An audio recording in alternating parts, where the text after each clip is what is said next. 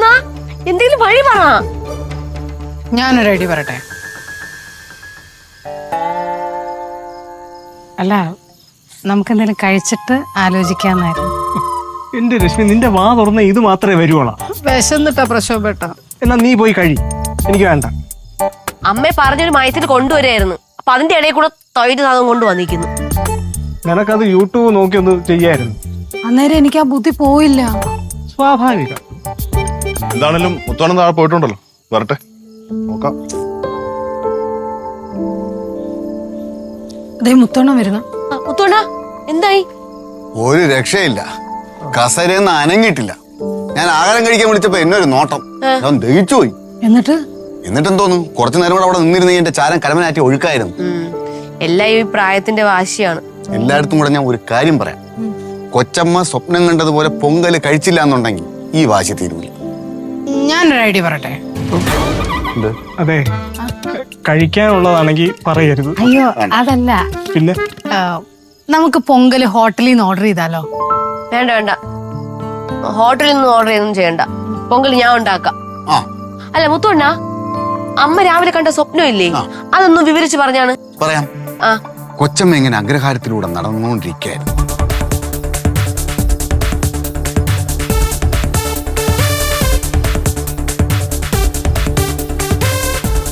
അതാണ് കൊച്ചമ്മ കണ്ട സ്വപ്നം. ഈ പ്രശ്നം പരിഹരിക്കണമെങ്കിൽ എല്ലാവരും എന്റെ കൂടെ നിന്നേ പറ്റുള്ളൂ. ഇക്കാര്യത്തിന് ഞാൻ നിന്റെ കൂടെ ഉണ്ട്. ഞങ്ങളുണ്ട്. എന്താ പ്ലാൻ?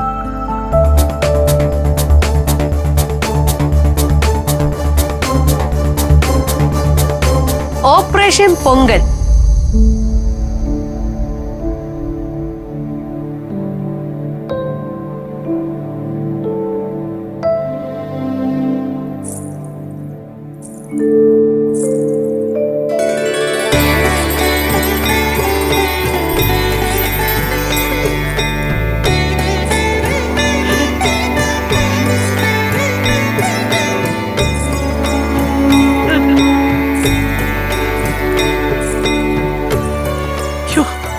ഇത് സ്വപ്നമാണോ?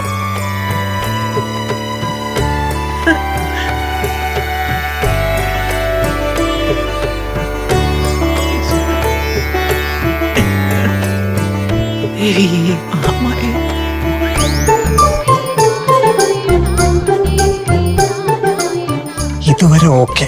ഇനിയാണ് നമ്മൾ പേടിക്കേണ്ടത്. എന്താ പറയാം.